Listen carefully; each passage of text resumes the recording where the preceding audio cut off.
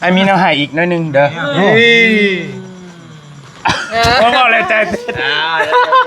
โอ้เลยใจปิดตาโอ้เลยไว้เนี่ยบ่ายจันยังมือเก่าซ้ำ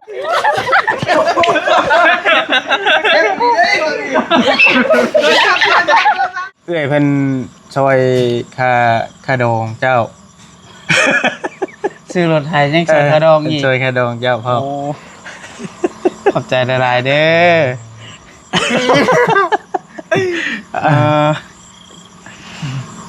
โอ้ให้เลยได้เมียได้บัดนี้เด้อให้ได้เมียได้บัดนี้เด้อสิได้อีหลีแล้วเนาะสิได้ทั้งหมดทั้งเมียได้ทั้งรถได้ทั้งเมียความฝันสิเป็นจริงแล้วก้อนแรกเลยได้นี่ก้อนแรกในชีวิตที่แบบว่าได้จับเลยซะว่าซั่นเนาะคันรวมทั้งรถมื้อนี้กับเงินก้อนนี้พอได้แสนนึงผู้ที่100,000 บาทก็ถือว่าเป็นเงินแสนแรกที่ว่าน้องปัสไซได้จับในชีวิตเลยพี่น้องเอ้ยมีแฮงความเจ็บจะสู้ได้ความไข้จะสู้มีปรารถนาสิ่งใดก็ขอให้ได้สิ่งนั้นเอื้อยให้น้องมัทนีก็ขอให้กลับคืนไปหาเอื้อย100 เท่าพันเท่าเด้อความด้วยครอบครัวเอื้อยมีแต่ความสุขความเจริญเป็นแนวรองใต้ก็ขอให้เดินทางปลอดภัยมีแต่คนหนักคนแพงผู้อื่นข้างเจ็บให้เจ้าข้างใดผู้อื่นข้างไข้ให้เจ้าข้างมีขอบใจหลายๆได้ดีใจน้ำเดือดลายเด้อโอ้ได้แล้วนะหมอดีใจเองนะ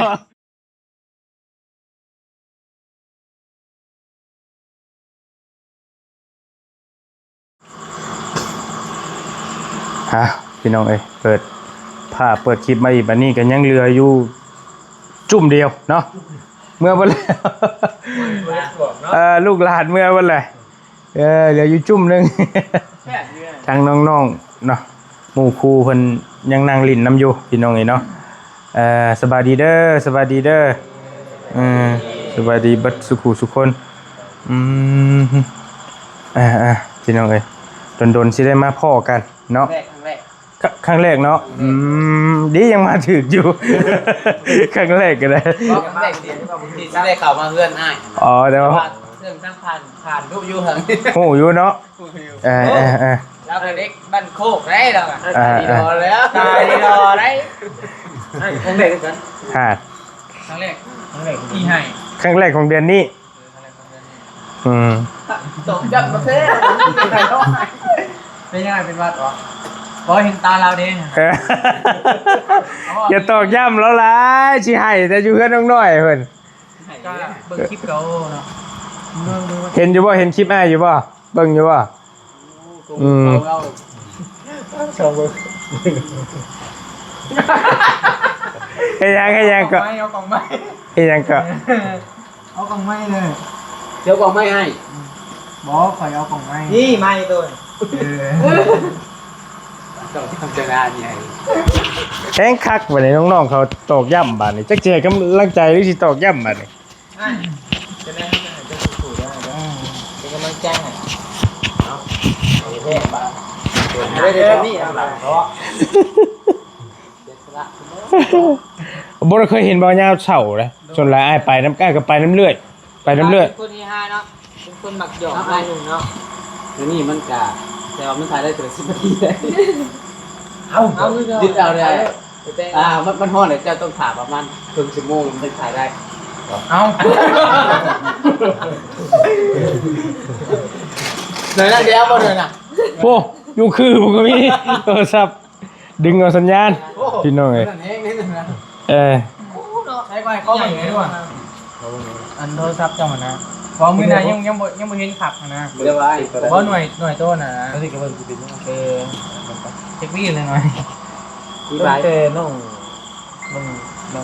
สวัสดีตั้งแต่ลงลาวใต้แม่นบ่โอเคโอ้ลาวใต้ฮอดไปแม่ตั้งแต่ไปก็มาตะกี้อยู่แม่แหละโดนแล้วเด้อสิเป็นปีแล้วเด้ปีปลายแล้วบ่อ้าวบ่อยากจื้อโอเคทับเอาหน่อยก็ผมฮอดปี1ปีโดย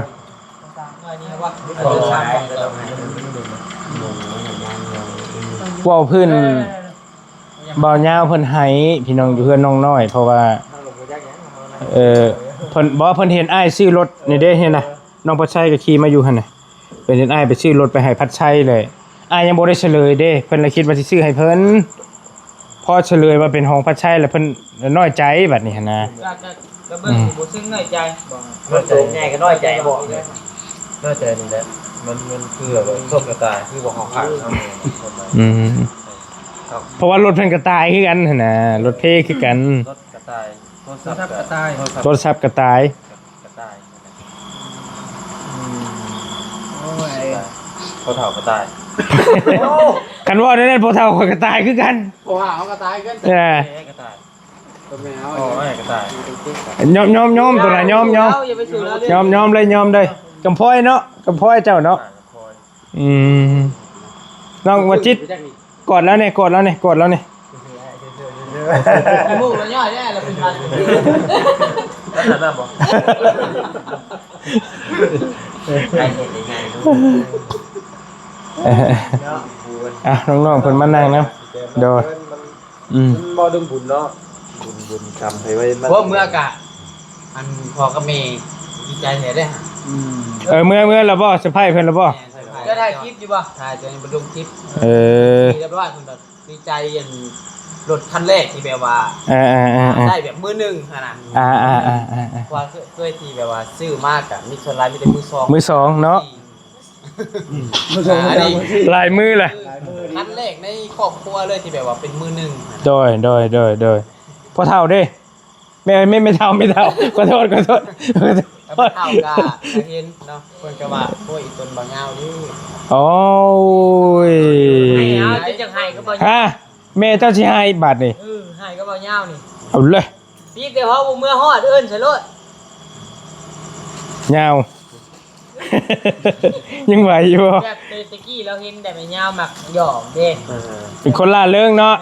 คลิปนี้พันให้บัตรกดเข้าลงทันทีเลย ตั้งคุมบังไม่ได้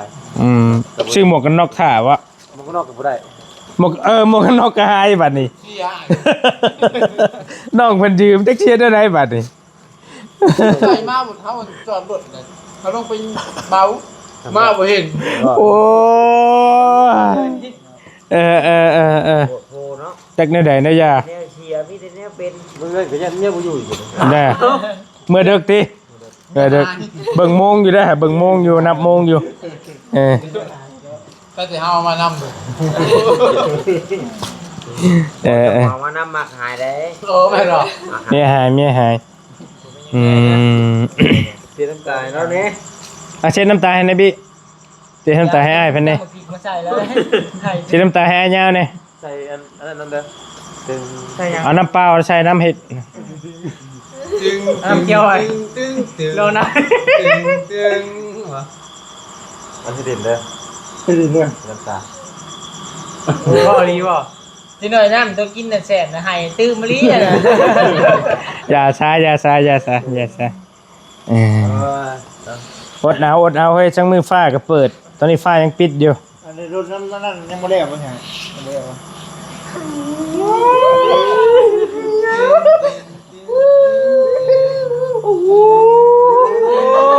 เฮ้ยกระเดียวเจ็บช่วงเนาะรถจักรบ่ ต้องปูเรื่องการคิดแบบๆอยู่แล้วอ่ะมันยังโมเดลบ่ ยังแล้วเป็นช่วงมาบอกนะ ได้หรอบ่ เดี๋ยวผมมีเงินจ่ายบ่นี่ติ อะไรอยู่อยู่บ่ อะไรยังไม่ทำมีแต่ว่ารถบรรยาแล้วเลยเด้อว่ะเอาต่ำกว่า2ไง แป้งใช่ เบ้ายังหมื่นไหนแป้งหั่นกระตุ้น เป็นยัง การตุ้น บ่ฮอดตี ชุบรวมบ่หรือเป็นหยังรถจ้ะ ดิน ดิน จอจานบ่อยู่แล้วน่ะหมื่นบ่ฮอดเอา 2-3,000สิบ่ เอาพูดแล้วอยู่พูดแล้ว ข่อยกะไว้1,000เดียวนึง เอาวิธีนี้เราแชร์มา6,000 7,000กว่าพวกเลยเจ็ดเนาะ เปลี่ยนสูบเนาะ อันรถจะก็เป็นสูบบ่ เปลี่ยนแล้วสูบ ดินมันเบิ้ลมันใหม่เลย บ่ดินย่อยอีกคือนึงนี่ ข่อยดินเบิ้ลเด้นี่ย่อยชื่อ ตั้งเอาตั้งไว้เด้อ เอาไปรับค่าทาง เงินที่800 บาทรถยาวนี่ ใครอยู่คันซ้ำน่ะเนาะ รับค่าคิดประมาณนั้นแหละหลับเลย เจ็บ กูอยากให้เจ้าเสาดิเนาะ บ่ซ้ำถือเพเลย แฟอยู่กับน้องน้อยบ่ โอ้ช่วงนี้ อยาก เนาะ อยากได้หยังแฮงกว่าหมู่นี่ถามนี่อยากได้โทรศัพท์บ่หรืออยากได้รถหรือแบบใด ยังก็บ่ได้ยังไงสำคัญเบิดบาทนี่ จำเป็นตอนนี้บ่โทรศัพท์ อยากได้โทรศัพท์มาถ่ายคลิปอืม บ่รู้ได้อ่ะ มันอันหน้าจอมันครึ่งออกมาแล้วไง มันง่างแล้วมันง่างแล้ว มันง่างแล้ว รถได้ไปแปลงอยู่ดิ เออ รถถามว่ารถเก่าบ่ก็เก่าแล้วแต่ว่าก็ยังพอขี่ได้หั่นนะขี่ได้อยู่โทรศัพท์เนี่ยมันบ่คืนแล้วมันสิบ่คืนแล้ว มัน X Small แล้ว ตอนนี้ยังถ่ายได้อยู่แต่ว่าอยากได้อีกเนาะหรือว่าได้ ก็มี เข้าใจถ่ายคลิปนี่ยังนิดหน่อยต้องซองนะซุมือนี่นะ ต้องมีเพื่อหมู่ครูโทรมาตอนนั้น มีจักน้อยมีหน่อยเดียวนี่บ่ เขาชื่อแต่ ซ้อมให้เบิ่งอยู่ ได้ ได้ ทาง มัน ทาง งานหนักเลยเนาะ เปิดประตูนะ ทำงานหนักแม่นทำงานหนัก บ่ดีแล้ว เข้าใจอยู่ คือบัดถ่ายคลิปบัด10เช้าบ่นี่ดิเช้านาที มือหนึ่งเป็นหลายคลิปอีก 2คลิปนะคลิปที่3ลบได้อันถ่ายมั้ยคลิปที่3ลงแล้วลบนะ ต้องลบแม่ต้องลบ ชื่อมาใหม่ๆก็คือว่าอยู่เนาะคือว่าหลายคลิปอยู่ ไปพัดแต่ว่าเขาลบอยู่แต่ว่าความจำมันคือหน่อยเขา เอาในแอปลบอยู่บ่ในแอปตัดคลิป ลบเพื่อนนะแต่ว่าแบบมันยิ่งเก็บหน่อยเขาที มันก็คือคนนี่แหละ เกี่ยวกับแอปกำเนิดเขาโหลดมาเพิ่ม คือเดี๋ยวคนนี่แหละเขาได้หับหูเลยเด้สิตัดออกจากสมองเลยก็บ่ได้เด้ ยังคิดว่าอันคือค่ายของน้ำเขาล่างของน้ำได้เกิดการเพียหน่อยบ่มันล่างยุ่นล่างของบดเลยประมาณนั้นนะมันบอก ยังมีบ่อนใดบ่อนหนึ่งเนาะเดินน้ำทางเส้นเยื่อกระทิม ทางที่นี่ มาแปลกไปเลยคำศัพท์ทางที่นี่ทางขยะเฮีย มันบอกคือเอาเห็ดใหม่แล้วเนาะนี่ เออ เอาเห็ดใหม่เขาล่างใหม่ซื้อมาใหม่มันก็สะอาด ไปใช้มื้อนี่น่ะคือบ่เห็น ตัดเขาไว้อยู่ ตัดเข่า เขางามตัดหิบเลย ตัดเข่าแบบใดวะ ตรงในตัดออก เอาเข่าตัดหาง จ มัน นจำอันเหงามันให้ปรุงใหม่ อ๋อคล้ายๆตัดหางก้านี่บ่ ตัดมันเหงาเลยเรือ ถ้าเอาไปเส้นก็ได้ อ๋อ ไม่ลงไหม อ่า ให้มันแตกขึ้นมาใหม่จริงๆเอาล่าง โอเคเข้าว่านแล้วเฮาไปตัดคล้ายๆเฮาตัดหางก้านี้มันคือเขาดับไหมเนาะ จักบ่ จักเลย เรือจมปวดนักจักเลย โดย เขาให้กำลังใจหรือเขาสงสาร ไม่เอาเหมือนดูเฮ้ย ทำเติมนี่ ตาจะโม่ น้ำตาบ่ได้ออกติ แล้วกับผม ฮะ ทำได้ บอสิเมื่อให้ใส่กับเมียแหละคนนี้นะครับมีให้บัดอ้าย เมื่อหายใส่กับเมียสรุปเมื่อหายไม่สิใส่กับเมีย ใช่คนเลย ใส่ก่อนจะไงบ่โอ้ยแม่เด้ บ่ลืมอยู่บ่ตัวนี้ลืมบ่ โอ้ยดื้อ มันเป็นภาพติดตาเลยเออ โอ้ยคลิปก็ ไอ้ก็ไปน้ำดนแล้วก็บ่ได้ค่อยเห็นเราแบบว่าเศร้า นี่แหละ เออ ถ้ากามือนี่แหละ เจ้าแห้งไว้ ฉีดน้ำตา บดประหยัด เอาบ่ไปน้ำวัวมันนี่ ไปเบิ่งสิเบิ่งคอมเมนต์ก่อน ชื่อไปมั้ยไป ไปซื้อก็ไปกับเพิ่น คนนี้ แต่ว่าบ่ได้บอกเพิ่นเด้ คือสิแบบดีใจหุ่มๆ เพิ่นก็รุ่นเพิ่น ยังไงเลยเฮ้ยเอ้า อยู่แล้ว ยังอ้ายบ่ทันได้เบิ่งฮอดกล้องจักปีนี่โฟกัสได้อยู่บ่แม่นยังน่ะ เอาทิชชู่เช็ดน้ำตา เฮ้ย เอาไหมเอาไหม ดึกไม้ด้วยน่ะ หาเบิ่ง ยังน่ะเอาให้เบิดแล้วอ่ะ เอาแล้ว มาดึงได้เฮ้ยทิชชู่ มันยังบ่ได้จักใหญ่อีเลยอันนี้พี่น้องบ่ได้ฮู้หยังเลยตัวนี้ เขาว่าอยู่เอา ยัง เฮ็ดหยอกอ้ายเพิ่นชื่อบ่เลยนั่นแหละมันยังเด็บบาทนะโอ้โห อยู่ตั้งหลายคนไม่ได้คนเดียวนะ ยังมา กันเลยเนาะ เบิ่งดูน่ะตัวนี้โอ้ยในลีลงไว้บ่ บ่แม่นเงินเจ้าผูกแขนลูกสาวอ้ายกินนี่บ่มาอันน้องเพิ่นผูก1,000กินนี่ มึงดูมึงจะมีของหมู่ฮะ กลับมาแม่เดี๋ยวมึงรู้นิ้วบ่บดเอ้า เฮ้ยเจ็ดพันพันน้ำจันน่ะ เหลือ2,000 ว้ายโอ้ก้อยมาได้ใดก็ มียังเอ้ยเนี่ย เอาแล้ว สิชู่คือไอ้ลี่แปลกว่ะ ดึงอ่ะอ๋อรู้ตัวใหญ่นะ บ่แห้งแล้วเนาะ เป้งเลยดึงกันที่บันละนะ มาให้เขาตัวนึงดึง บ่จักบ่เอาแบบใดวะเอาไม้ดูซะมันสิบ่ได้ยินเสียงอ่ะ ดึงไหมนี่ผมมีดึงอีกเลยดึงไหมมาใหม่พี่แยกนี่ดึง เอาเลย เฮ้ย อันนี้บ่ได้ฮู้บ่ได้เตรียมหยังกันมาก่อนได้นี่พี่น้องบ่ได้จักหยังอีหลีเด้อบ่ได้นี่ เฮ้ย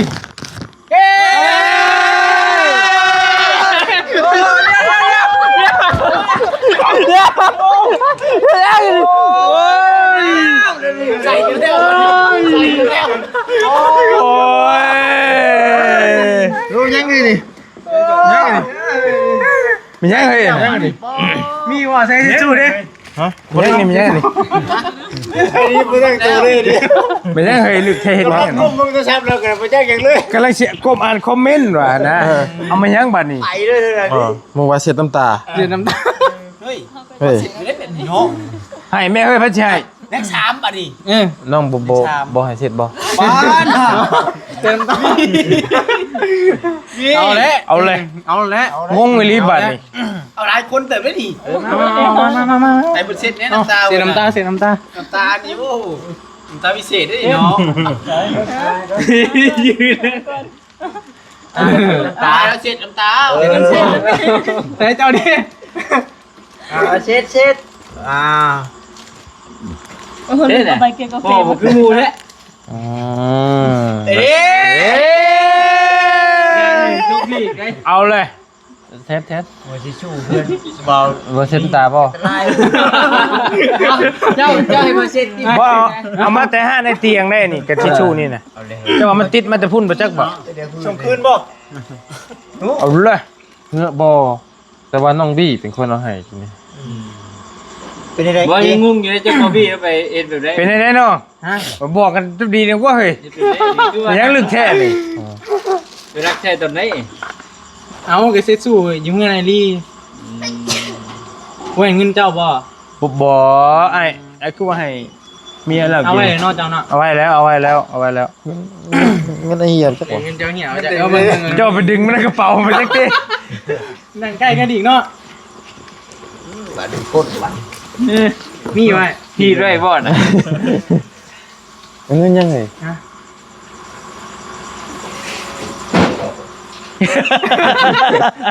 น้องเป็นแกตาแตกบัดนี้เอาบ่ได้จักอีหลีหรอ บ่ได้ฮู้อีได้ บ่มีไผจักนั้นน่ะมีน่ะ เอาเจ้าเงินยัง บ่ได้มีไผจักอีหลี เจ้าเงินยัง เอาเงินออกมาจากที่ชู่นี่นะเงินยังเหรอบ่ได้บ่ หาเลยดิ สั่นหาล่ะ แล้ว เช็ดน้ำตาพร้อมเงิน 1,000 ตัวบอสตัวนี้เนี่ยพ่อฮู้อยู่นี่ยังบ่เห็นอยู่เนาะ ใส่เอาบ่ ใส่เอาตัวนี้ อันนี้ มันออกมาจากใจ เอ้ย เอาซะเลยเด้อพอดีเนาะเห็นแบบแต่ฮู้จักก็ไม่เพิ่นมากก็แบบบ่เคยเห็นเล่าหยังหั่นนะแบบเห็นเล่าเศร้าหยังประมาณนี้แหละก็เลยว่า อันนี้ก็เป็นเงินของเขาเองนั่นแหละ เอ้า ก็ อยากให้ แม่นอยากให้ตั้งใจอยากให้ สิกล้าหับเงินน้องบ่ละบัด บ่กล้าเลย เอาไอ้เพิ่นว่าอยากได้เจ้าอยากได้หยังเกาะ ฮะ กล้องนะบ่ โอ้อยากได้ก็ ต้องถ่ายลงบ้าง ว้าวเนาะเป็นเงินสิว้าวว้าวว้าว น้องตั้งใจให้ บ่กล้า แต่ละคนตั้งใจให้เมื่อใด แม่น บ่กล้าหับแล้ว บ่กล้าหับเลย บ่กล้าจ้ะ คันว่าผู้ใหญ่เพิ่นฝากมาให้นี่สิเอาแม่นบ่ ก็ เอาตัว เนาะก็ธรรมดาแล้วตัวนี้แต่ว่าฉันบ่ชี้เด้อมาดู แต่ขอให้คืน แม่น ครับน้ำจิตน้ำใจ หับไว้แล้ว ใจน้องเพิ่นซะแต่ว่า เอาบัดนี่ คำว่าเลี้ยงกาแฟอ้ายก็ได้ เลี้ยงกาแฟโอเคเลี้ยงกาแฟ เราสิเลี้ยงกาแฟเจ้า บ่ความหมายน้องเพิ่นว่าเอาให้เลี้ยงกาแฟเด้อ เลี้ยง สิ กา นะ แฟเอาบ่ได้ ยังให้คือเก่าบ่ได้เอาคืนนั่นน่ะ เล่นกาแฟมัน โอ้ฮับบ่ได้เลยยอมแล้วตัวนี้ น่ะ พอจุนัยจึงกวนเงิน เป็นยังคือบ่จะได้จึงยังบ่จะได้ ไปเดี๋ยวนี้ยังมีบ่ยากอยู่เลย เล่าภาษาแล้ว ยอมแล้ว ลาเทิงอยู่เชฟโป แต่ว่ายังเคย อ้ายไปเรื่อยๆก็ยังบ่จักคือกัน เดี๋ยวว่ายังละบัดนี้ บ่มันคนละบ้านนี่มันก็บ่คือกัน เพราะอยู่ในดิ บ่ ก็อยู่ในนี่ไปก่อนเด้อ บ่จุไหนนี่มานี่จักอยู่มานี่ ตาราง อะจึงนี่เราเชิญเมา ตาราง ทันตะได้โอ้จักอยู่ ตาราง บ่เราบ่เอาไอ้ฮู้อยู่เฮาฮู้นิสัยอยู่บ่เอาบ่เอา ตั้งใจนะครับไว้แต่ว่า หับอยู่อันชมอันนี่ก็ยังชมนะ เฮาเป็นที่ส่งหา100ขีบเฮายังเอา เงินไปเฮ็ดจัง ใช่ใช่ ภาษาอ่ะ ตายแล้ว อ๋อมึงได้รถเป็นคันหมอนี่ยิงเลยเหรอนี่ 2,000อยู่ดิ บ่ได้บ่ตู้เลยฮะ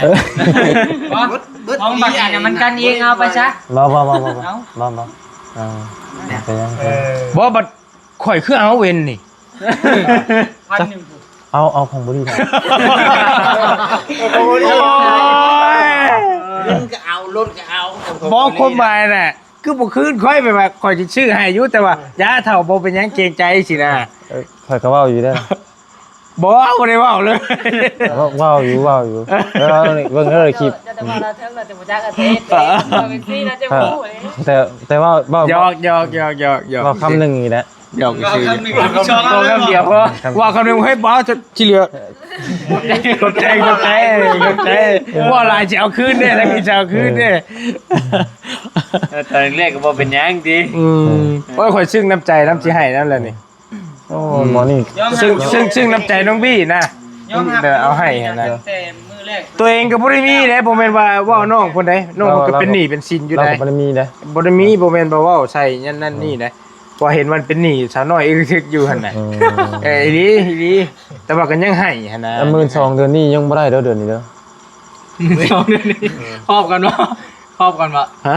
12,000บ่ได้เด้อเลย คารถ โอ้ยเนาะโอ้ยปัญหานะปีหน้าก็ได้ค่อยน่ะ เดี๋ยวนึกว่าอย่าได้ บ่ยาแล้วบ่ยา เจนจะไปยืดอาเตียเนี่ย บ่ยา ไอ้นี่มันเพิ่นว่าเป็นหยังก็โอยๆใช่แล้วค่าปุ๋ยก็อยากยืมเฮ็ดช่างก็อยากยืมนะ แม้กระทั่งกันนั้นน้ำป้ายรถก็อยากยืมนะ อย่าแลขอบใจได้น้องเด้อโอ้น้ำใจงามเดี๋ยวน้องเนาะ กอดกันให้เบิ่งดูกอดกันให้เบิ่งดู เก็บเราจะได้ยาวอย่างมิน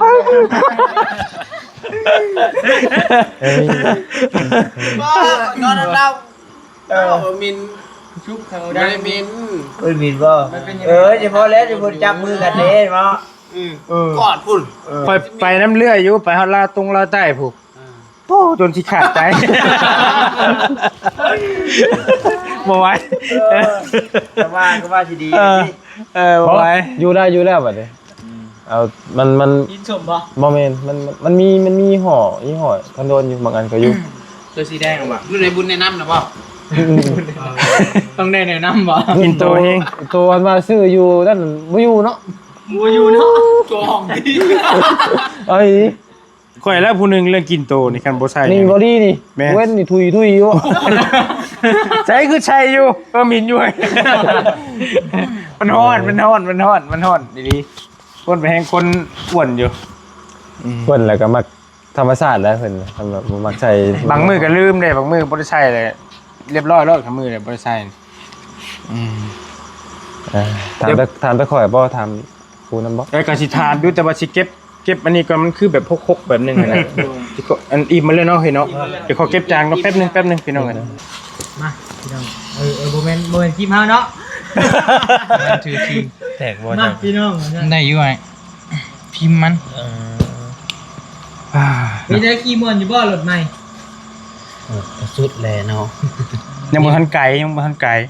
ต้องขี่ไปส่ง อ๋อแม่นแล้วเนาะขี่มาแต่บ้านน้องน้อยผู้เนาะแม่นอยู่ น้องน้อยพ่อ เบรกบ่ได้ก็ว่าจะซักเลย ชมมาบ่ดี ว่าได้ เขียวดีน้องนี่ เบรกกันบาทแรกว้าวมาร์คเป็นแลนใจตกใจ มาเล่นใส่ เลยจุกรถกันมันต้องเบลตกรถ เฮ้เขียวคลิปเดียวแล้วเราก็ได้ เนาะ ว่ากันได้ เดี๋ยวแน่ ตื่นนึกกระทึกติ บีนะ แค่คนติดตามน้อยบ่ ช่องใหญ่เลยไหนยังบ่ฮอดหมื่นอยู่เลย เดียวก็ฮอเด็กฮะต้องมีตัวใดขึ้นฟีดต้องเมื่อ อันนั้นแม่นะเนาะแม่เจ้าก่อนบ่เป็นแม่คนนี้ก่อน โดยแวะห้านก่อนแวะหาแม่เฮาหั่นแหละ ชงคือสิเดียวโอ้ลูกกูมาในใดอีก แต่ว่าเราเห็นคลิปอ้ายก่อนแล้วบ่ โดยเห็นนะ ไว้นี่ใช่ เนาะจ้องจะเบิ่งลีอันนี้เนาะ จ้องแต่เบิ่ง เออ ไว้เนาะ คือเนี่ยว่ามือหน้าปิดกั้นแล้วไว้อย่าปิดอยู่นะ ฮะ มันมีเส้นมีอย่างจ้ะ เส้นแบบ เห็น ใด มันได้ เพื่อจอกเบิ่งก็เปลี่ยนแท้ เส้นแบบใดเพิ่นบ่เคยกัน หัว กูก่อนนะ อ๋อแค่ว่าฮู้ว่าผู้นี้สิได้เห็นบ่ ประมาณนั้น อืม เพราะมันเกิดเราก็เบิ่ง YouTube เบิ่งหยังตลอดนะมันก็ขึ้นอยู่แล้ว ติดตามตลอด แม่น แช่เฮ้ยนางไก่แท้ ใส่โอ้ยก็ให้เพิ่นมีเวลาส่วนตัวแน่บ่เป็นหยัง ก็ดีใจ มีเวลาส่วนตัวนิดนึง เพิ่นเมื่อฮอดก็เพิ่นก็ผูกแขนครับแล้วก็ขี่เบิ่งช่องเท้าเพิ่นเพิ่นก็คักๆผมน่ะบ่เคยขี่รถมื้อหนึงจักเทื่อ อืม ได้ขี่ก็คักเพราะว่าแต่ละคันน่ะก็ซื้อเป็นมือสองมือสามบ่เคยขี่รถมือหนึ่งแบบตูนห่างนะพอเพิ่นขี่เบิ่งเพิ่นก็ว่าโอ้คักเนาะเพิ่นว่าเด้อ ผมก็คักแล้ว ชุดน้ำมือหนึ่ง แต่ว่าเฮาคือเบาลี่เองก็บ่ย่างขี่ก็ขี่หลังบ่หลังไม้เฮาก็ยังเว้าเนาะเฮาถามแบบว่าโอ้ยคักแต่ว่าคักแต่ว่าหั่นน่ะ คัก เฮายังเว้าแบบลบไปลบมาอยู่หั่นน่ะ เด้อ คักพี่น้องเอ้ย แบบนิ่ม นิ่มเสียงก็เบาๆฟิวๆไว้หั่นน่ะ เด้อ หาท่าอยู่ บ่โกบก็บ่มีดังอีกไงโกบก็บ่คือคันเก่าคันเก่าโอ้ โอ้ยเนาะจะเจอของไป ของไม่ พักเลยมีคันหนอง แม่นบ่เดี๋ยวนี้ก็คักบ่ เมียก็คักสุดไปฮอดพุ่นเลยพี่น้องเนาะเอาละใจคือสั้นๆแต่เป็นอะไรตึกอยู่ เมื่อย เขาก็ใจสั่น จังว่า เฮ็ดบ่นี่ มีอีกเยอะไปอ่ะ ถ้าคุณเป็นอะไรใจเต้นตึกอยู่ตอนนี้ มีกันนั่งใกล้ข่อยใครนั่งใกล้ข่อยเนาะ คนไหนใจครับ จะมาอีกไงจะมาผ่าจานข้างกันมา ดึกอ่ะพระอาจารย์ที่เขาไว้ก่อนพระอาจารย์มันเคล็ดมันคิ้วเลยผ่าจาน นี่กกทอง ไอ้มีน้ำหายอีกน้อยนึงเด้อโอ้โหเลยใจโอ้เลยใจปิดตาโอ้ เลยไว้เนี่ยผ่าจานยังไม่เข่าซ้ำผ่าจานเข่าก่อน เอาก้อนบ่โอ้จกไอโฟนออกมาบ่เฮงเละนี่เนาะเอาก้อนเอาบ่ให้ร้องคนเปิดตาก้อนสนั่นเลยนั่นได เปิดก่อนผ่าจานที่เข่าผ่าจาน พระอาจารย์ โอ้ย เนาะ เนาะกำลังสิจกกำลังเชื่องไว้อยู่ มา โดย ขอดเสียก่อน ฟังอาเจ๊รถเพิ่นเด้นะ โอ้อาจารย์มาเลยนะบาดนี้ธงชาติเราโอ้เขี้ยนี่ได้เป็นอะไร โมเมนต์รีบ หยอกคือ อาบน้ำมาเลยได้ ดังพี่จังหน่อยทั้งนั้นเด้งออกเวทอีกแล้วอาจารย์เอาเชคก้อน เสร็จแป๊บเดียวนี่ เอาเชคก้อน งามแม่ โอ้ยเนาะ ตะเบียน โอ้ ตะเบินแตะอันเหมาะอันนี้ อาจารย์มาดิเลย เอาดิ คนกันเลยสิได้ไอโฟนหรือจักจะได้เกาะ อาจารย์กับเพื่อนบ้างให้แต่ เอาเชคก้อนโอ้เอา อาจารย์ก็คือเบิ่งให้ได้2คนก็นั่งนี่อะไรก็อยู่อ่ะเดี๋ยวจังหน่อยอันนี้นะ เอาในแม่นบเลยอาจารย์เลย ใช้คันหานะโอ้มีแหละเอาดินี่นี่ เพิ่นเคยเสกแล้วมันเค็ดเด้มันเสกบัดนี้เอาได้เลยบัดนี้อาจารย์มาได้เลย ใช้คายนะคายน้ำ เกือบแล้วแม่อะไรเขาจะคายกัน ลบ มาตัวกระโปรง รับตาเด้อรับตาห้ามมื่นแล้วมันง่ายเงือบได้เนาะรับตารับเดี๋ยวห้ามแนมเด้อ โดย ตะเบินจะเอามันนำเลินจะเอามันแจงเล่นเมื่อเอามาเป็นนักโพยรับได้ดีๆ เอา เด้ ก็ อ รับ เดี๋ยวเพิ่มจกไอโฟนออกไว้กัน เอาเนาะตามผ่าจานเบิ่งในคันกะโอ้ระดับ1ได้นี่ได้ เอาใช่เห็นอยู่มันออกมานำคันเลยเว้ยอย่ามือในตาเนี่ยหมดเจ้า2คนนี่นะเว้าเรื่องหักก่อนเนาะกับผู้หักผู้แพงผู้สั่งผู้ชาลีแต่เนี้ยมันมีหยังมันก็สิออกมาในคันนี่แหละมือตาหน่อยมึงอยู่ เฮ้ยมือตาหน่อย บ่ได้มืดอ่ะ ที่บาตาโตเลยเอาให้หมดเจ้าเบ้มือออกมาคนละข้างเด้อข้างซ้ายเด้อชาวเบลเด้อ มือในซ้ายวะ เอาใช่ยื่นออกมาหาอาจารย์พี่อาจารย์ก็ได้ เนาะ โอ้ยมือนี่นะมันสิมีแบบปุ้ยเอามือตาเสร็จกระโปรงพร้อมกัน1 2 3 โอ้ย สักสิทธิ์อีหลีอาจารย์แก ไปก่อนอาจารย์ไปแล้ว โอ้หมด แล้ แล้ว ว กันนี่อาจารย์ หมดนาทีแล้วเนี่ย บอก ตายแล้วเบื่อเสกแล้วมันออกมาเลยเนี่ย เอามันออกมาในคันเลยคนที่ตื่นวะอาจารย์กับผมเคยเดี๋ยวนี้จะคือ บ่ล่างชกกันออกเด้ ไอ้ล่างช่องออกแล้วล่างช่องออกเลย ตายจะเป็นพี่ปอบยักษ์ ถึงพ่อจะจอยเนาะจะกินเนื้อตัวเองได้นี่นะกินตัวเองไงบึงแล้ว กินตัวเอง วิซ่ามันเริ่มแก่เลยดิ คือ อีกแล้วบ่นี่ จะไงชื่อว่าเนี่ยไหน อีกแล้วบ่ วันนี้มีน้ำใจอีกแล้ววะ ให้อีกแล้ว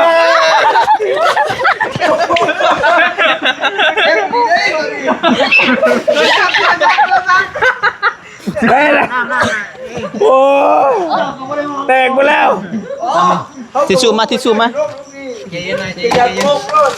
เกือบตายไปจังเลย เพื่อนเบิ้ลแหละ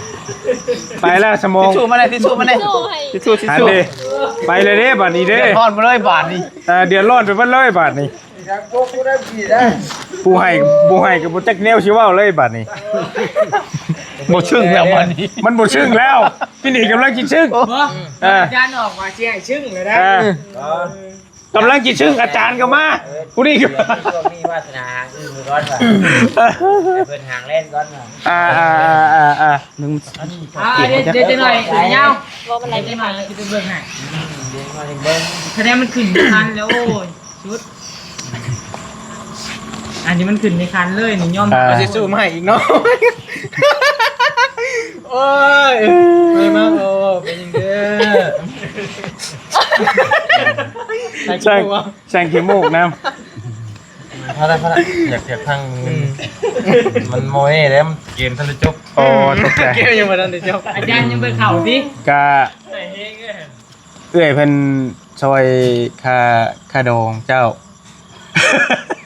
ซื้อรถไทยยังใส่กระดองอีก ช่วยค่าดองเจ้าพ่อ โอ้ขอบใจหลายๆเด้อ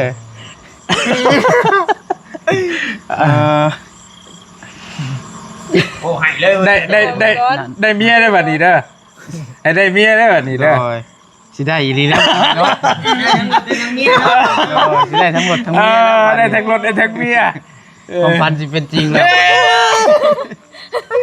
เย็นไหม เย้ มันเย่บ่ออกแล้ว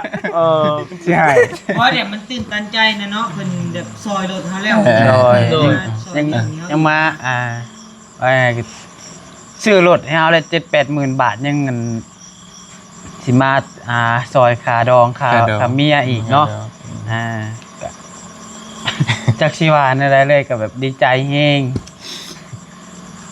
บ่คือบ่ฝันเลยได้นี่เกิดถือว่าของขวัญสิ้นใหญ่แฮงในชีวิตเลยแหละ เอาเจ้าจมว่าอยากได้เมียแม่นบ่ได้เด้บัดนี้ โดยก็สิได้อีหลีแล้วบัด ด สิได้เมียแล้ว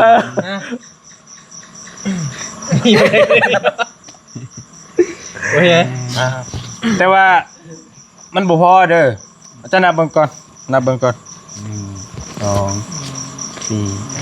6 7 8 9 10 11 12 13 16 17 18 19 20 21 22 23 24 25 26,000เท่าไรบิคุณให้อ้ายนี่เป็นเงินกีบ 26,000บ่เอายังไงเอาซื้อบาทบ่ บาท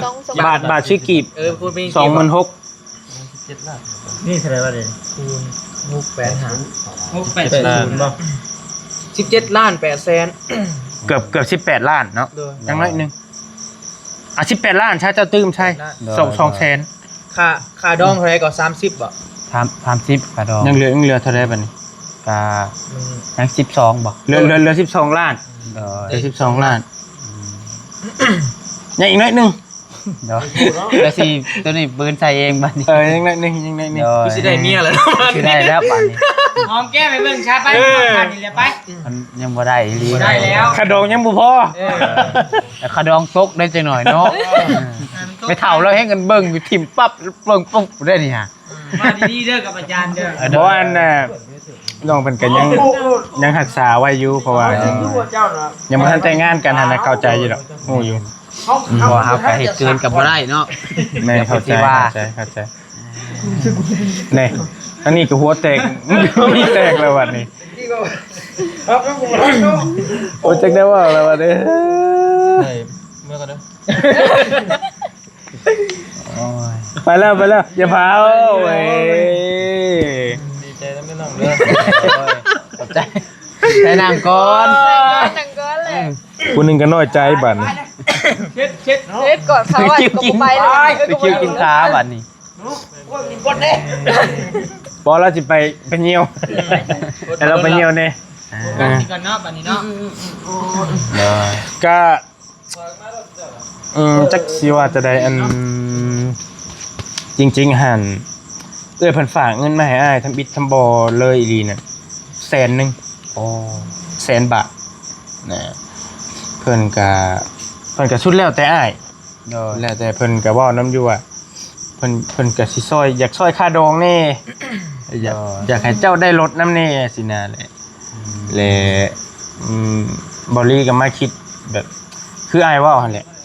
ถ้าสิเอาเงินค่าสินสอดมาให้เจ้า30ล้าน เงินบาทนะมันก็สิเหลืออยู่ประมาณ 50,000 ปลายๆนี่แหละประมาณนั้นแล้วก็สิคันสิได้รถจักรน่ะสิได้เป็นตัวเว็บ100หั่นตัวเว็บ100ตัวคืออ้ายเว้านะ เด้อ แล้วอ้ายมาคิดว่าคันซื้อเว็บ100ไปแล้วคือส่วนตัวอันนี้ก็บ่ค่อยมักปานใดหั่นนะ มันตัวนี้คือว่าสุดแล้ว มันแล้วเรามามองเห็นเว็บไอตัวนี้แหละเพิ่นประหยัดน้ำมันอีหยังต่างๆโอ้ยหลายอย่างมันถามว่าเว็บเรามันดีบ่มันก็ดีแต่ว่ามันก็เป็นตาแดงเนาะตาแดงแล้วก็มันก็สิกินน้ำมันกว่าตัวนี้หั่นนะ ตัวนั้นดีแต่ว่าตัวนี้มันสิดีก่อน มันสิหนัก ตัวนั้น ก่อ ก็ น ดีคือกันแต่ว่ามันก็สิบ่ทนปานคือตัวนี้ทนบ่ทนก็คือคนใช้งานนั่นแหละเนาะตัวนั้น ต่างกันหลาย ตัวนั้นเว็บ100นี่เว็บ110เลย มันหัวสีดกับกระบิวเด้เนาะ มอลลี่ก็เลยคิดว่า การบำรุง คิดว่า เอาตัวนี้ซะมันแพงกะยามันนะแต่มันเหลือเท่าไหร่กะยาสิมามอบให้น้องเลย เด้อ เลยให้น้องหาตื่มใช้คาดองหั่นนะคิดว่านั้นหั่นนะ นี่ก็ลายแล้ว คิดว่านั้น หลายแห้ง คิดใน คือว่า ใจ คือว่าอาคันว่ารวมทั้งหมด100,000 บาท แส เนาะ นนึง คือว่าเงินแสนก้อนแรกเลยได้นี่ ก้อนแรกในชีวิตที่แบบว่า ได้จับเลยซะว่าซั่นเนาะคันรวมทั้งรถมื้อนี้กับเงินก้อนนี้ พอได้แสนนึง ผู้ที่100,000 บาทก็ถือว่าเป็นเงินแสนแรกที่ว่าน้องปัดไซได้จับในชีวิตเลยพี่น้องเอ้ยก็ เต้น เชื่อเลยว่าก็ได้บ่มีหมู่หลายนี่ให้แน่นอนไปเลยท่านไอ้เพื่อนก่อนเด้อ เด้อขอบใจได้หลายเนาะขอบใจเด้อขอบใจเบ่ทุกคน ได้จังว่าไอ้เด้คือดิ โอเคขอบใจน้องเพิ่นก็อย่ามันดึกพี่น้อยขอบใจเด้อน้องเด้อขอบใจได้หลายเบ่ทุกคนเด้อขอบใจ ไปเมื่อก่อน ขอบใจ ไม่ได้ฝันเนาะย่านว่านอนนี่เรียกเลย มื้อแรงนี่นอนรับอยู่บ่คนผู้ที่เขาเบิ่ง จังห บ่ วะ รับแหละมื้ออื่นอยากแต่งดองเลยแหละเขาไปเบิ่งภาคแล้ว ยังบ่จบยังบ่จบยังบ่จบอืม สิหาตื่มใจให้แล้วบัดนี้ ใครอายุมันยังบ่หลายเด้ โดย มันยังบ่หลาย เดี๋ยวสิกลับบ่แซ่เดี๋ยวสิกลับแหละอยู่ตรงนั้นก่อน เอาแล้วเรามันเลิกเลยก็บ่เป็นหยังว่ากัน บังคับกันอีกแล้วเออเออเออเออ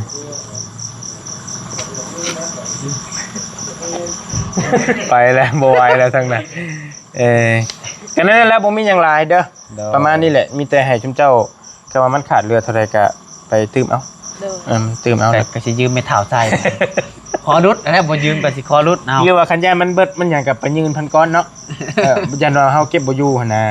อย่ามันคาคออีกแล้วก็จื้อไว้ว่า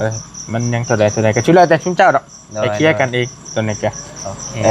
พี่น้อง เอาอย่างใดก็ต้องขอขอบคุณขอบคุณขอบมุกขอบใจทางเอื้อยอยู่ทางบ้านบ่ บ้านต้นเพิง บ้านต้นเพิง เมืองต้นเพิง ต้นเพิง โดยอยู่ แข่ง แข่ง บ่อแก้ว แข่งบ่อแก้ว หลายๆ โด เด้ ย อที่ฝากเงินจำนวน 100,000 บาทมาซื้อทางรถและก็ซอยขาดองน้องพัดไซในครั้งนี้ก็ดีใจหลายดีใจแฮงดีใจสุดๆเลยแหละจังใดก็ขอน้องก็บ่มีหยังตอบแทนบุญคุณนอกจากคำอวยพรไว้ไซให้เอื้อยขอให้เอื้อยอยู่ดีมีแฮงความเจ็บจะสู้ได้ความไข้จะสู้มีปรารถนาสิ่งใดก็ขอให้ได้สิ่งนั้นเอื้อยให้น้องมัทนีก็ขอให้กลับคืนไปหาเอื้อย100 เท่าพันเท่าเด้อความด้วยครอบครัวเอื้อยมีแต่ความสุขความเจริญเป็นแนวรองใต้ก็ขอให้เดินทางตลอดปลอดภัยมีแต่คนหนักคนแพงผู้อื่นข้างเจ็บให้เจ้าข้างใดผู้อื่นข้างไข้ให้เจ้าข้างมีให้เจ้าได้เป็นเศรษฐี100 ล้านพันล้านคนนี้เด้อ สาธุเนาะเอาไม้ให้น้องเพิ่นนั่น จังใดน้องก็ขอบมกขอบใจหลายๆเด้อที่ว่าฝากเงินจำนวนหนึ่งมาให้เนาะก็ถือว่าหลายเติบหนึ่งแหละสำหรับทางเฮา2คนเนาะที่ว่าครั้งแรกนั่นแหละที่ได้จับเงินแสนพี่น้องเอ้ยจังใดก็ขอให้เอื้อยอยู่ดีมีแฮงความเจ็บจะได้ความไข้อย่ามีปรารถนาสิ่งใดขอให้ได้สิ่งนั้นสุขความมุ่งมั่นปรารถนาเด้อเด้ออย่าเจ็บอย่าจนร่ำรวยๆเฮงๆปังๆหลายๆเด้อเด้อสาธุ สาธุ แล้วก็ขอบใจไอรีอีก ขอบ นึง ใจโอ้ยบ่เป็นหยัง เอากับโอ้ดีใจแฮงกับถ้าบ่มีอ้ายก็คือสิบ่ได้ ได้แล้วขอบใจขอบใจ โด ขอบ ย ใจ ขอบใจหลายๆ ได้แล้ว นะ ดีใจน้ำเดือดลายเด้อโอ้ได้แล้วนะโม ดีใจเองนะ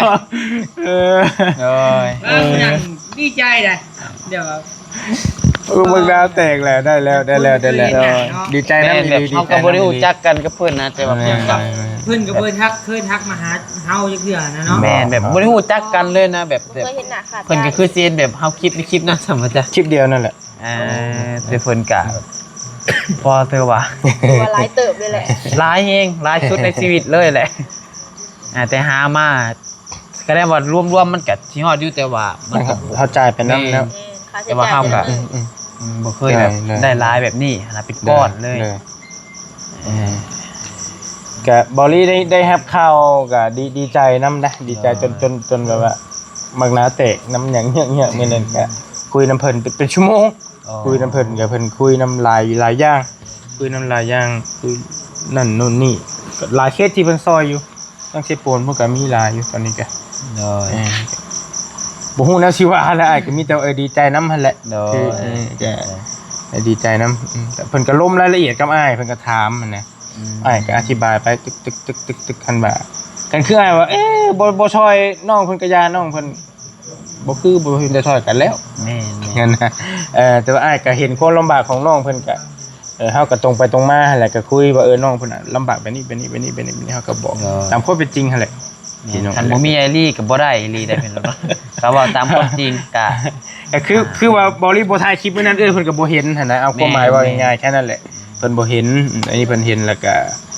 เพิ่นก็อยากซอยก็ดีใจนำบ่ลีก็เพราะว่าน้องเพิ่นก็จมแล้วจมอีกอยู่ก็อยากได้เมียอ้ายซอยเฮาแน่ก็ต่างว่าหยอกกันหั่นนะถ้ามีก็ยืมแน่อยากได้เมียอยากแต่งเมียว่าซั่นนะ จังได๋ก็ให้เป็นพวกแก้วเมียทิพย์ได้บัดนี้ได้เนาะมันเริ่มใกล้เข้ามาแล้วเนาะ ขอบใจพ่อแม่พี่น้อง FC แล้วก็หมู่คู่บ่ ขอบ ทุก ใจ คน หลาย ที่ เด้อ แบบ ซัพพอร์ตกันมาโดยตลอดเด้อ เด้อ จังใดก็ขอให้พ่อแม่พี่น้อง FC อยู่ดีมีแฮงเบิดสุขสุขคนขอให้โชคมันร่ำรวยเฮงรวยๆปังๆเบิดสุขสุขคนเด้อ เด้อขอบใจหลาย โดย เริ่มจ่อจันเข้ามาได้เนาะชื่อกล้วยถาโลกบาด ๆยังอยู่ โอ้ยังเข้าพรรษาได้บัดนี้ได้ ยังอยู่ นั่นแหละ ได้ เข้าพรรษา3เดือนบ่ กันยังมีเวลาหาเงินอีก หาตื้มให้มัน ห พ ลา อย ดี เดือน แล้ว อยู่ พอดีแล้ว โดยหลายเดือน พอดีให้มันพอเด้เพื่อค้ำอีกเด้ค้ำอีกเพื่อค้ำเพื่อเงินจัดงานแต่งอีกเด้หลายอย่างอยู่ได้หลายอย่างเพื่องัวเพื่อหยังอีกก็บ่เป็นหยังนี่มันก็โยดมาหลายเติบแล้วเด้เนาะ โดย โยดมาหลายเฮาก็หาเองน้ำแน่หั่น แม่ น่ะ นก็สิบืนนั่นแหละบัดนี้สิสู้สู้จนกว่ามัน